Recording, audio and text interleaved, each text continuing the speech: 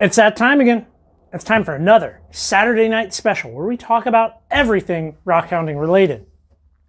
Well, last week we received a parcel, and in that parcel we had this. Now, it might be smaller than you might remember because I broke it to try to see what was happening on the inside here. My conclusion is that we have some kind of Jasper, Chert, flint type material here, and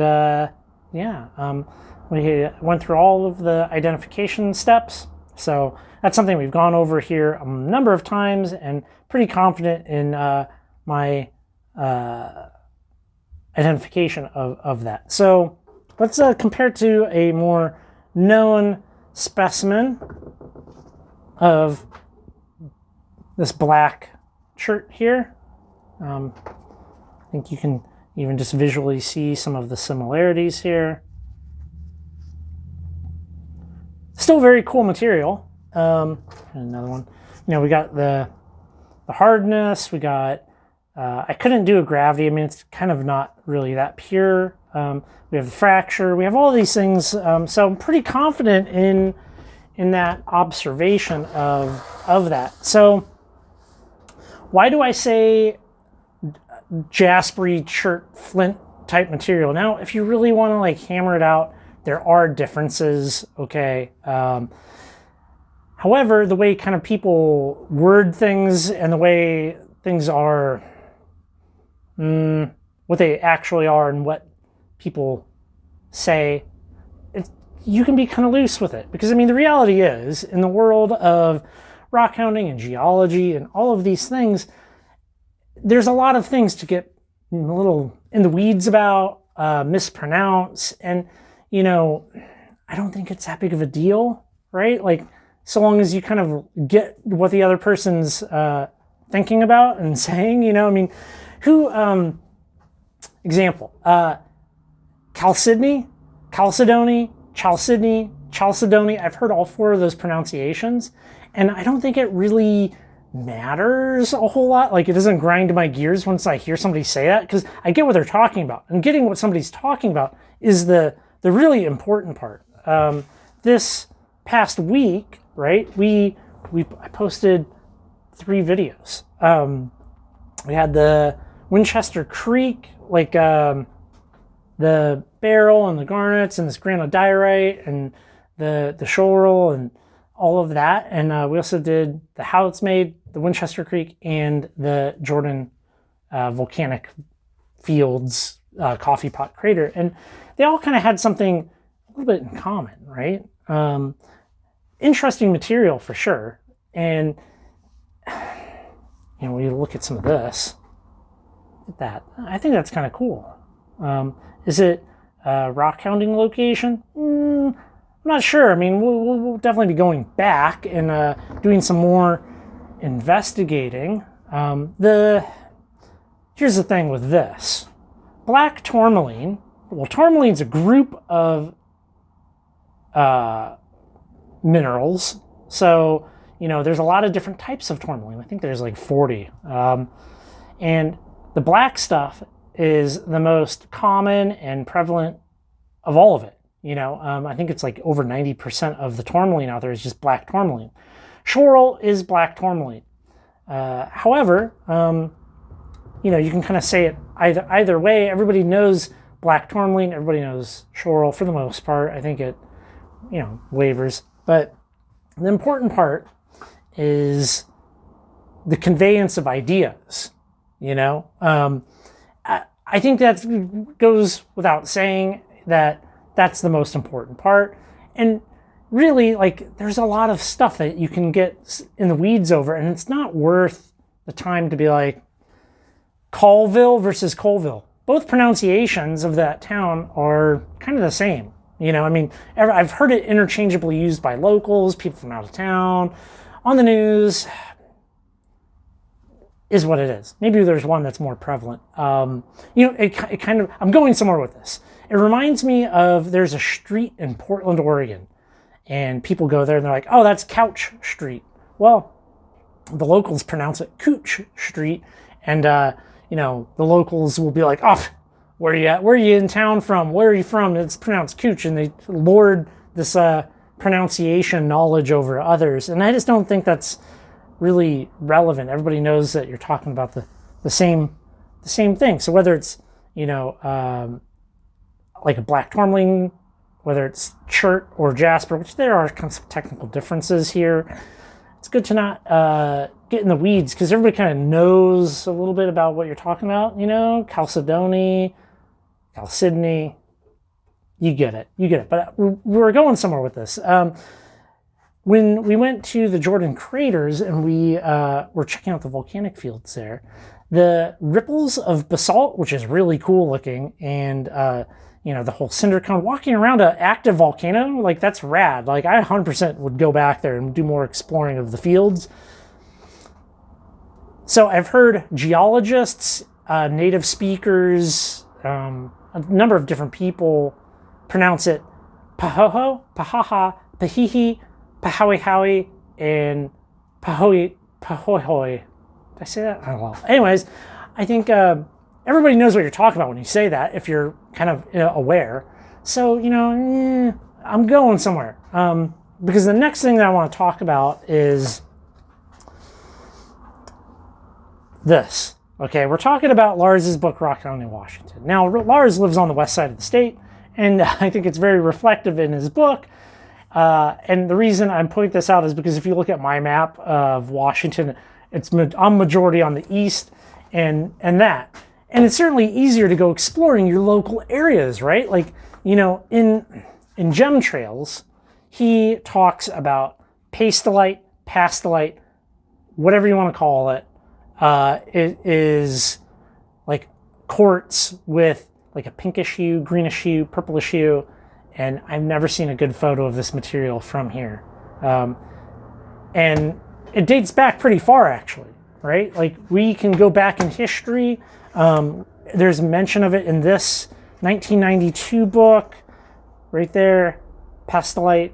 I'm going to start mispronouncing things just so people get a bee in their bonnet. We could go back to 1987, there's a mention of it. And, you know, I don't know if this material really, like, exists, right? You know, generally, we can see it right there. Generally speaking, if there's a material there's at least a photo of it, or somebody has laid eyes on it. We have a slightly different location with some beds located here. It's from 66. I think that mineral deposits can be very infrequent. This in particular, generally speaking, it'll be a granitic rock with veins of it. I have gone out to these areas and walked systematic grids through the woods looking for everything that I could keep, you know, get my eyes on, and I have not managed to find any.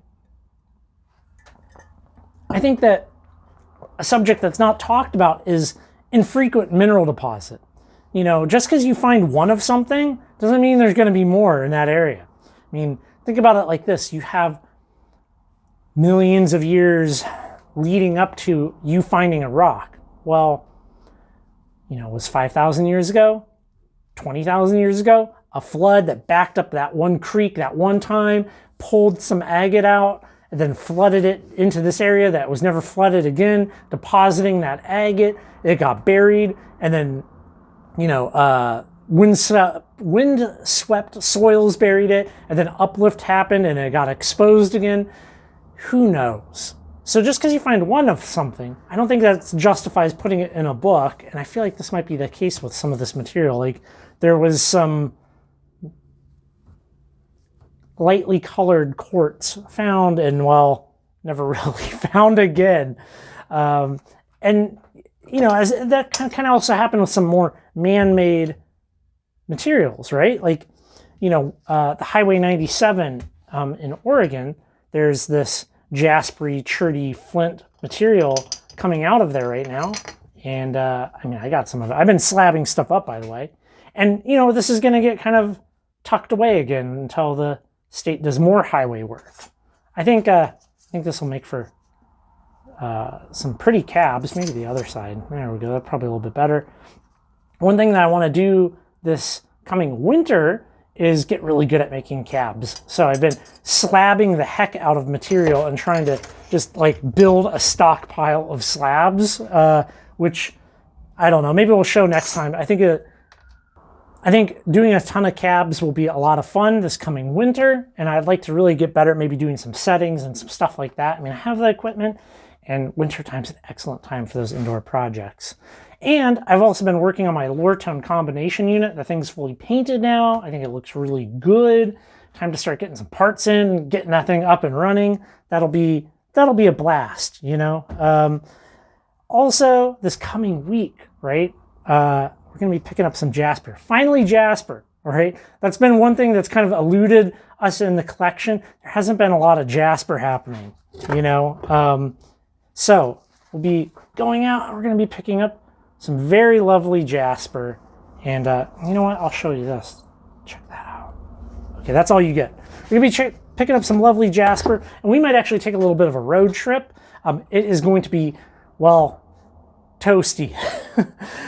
Northeast Washington is going to be having a heat wave this coming week, and well, no better time than a heat wave to hop in the car and go and check out some geology.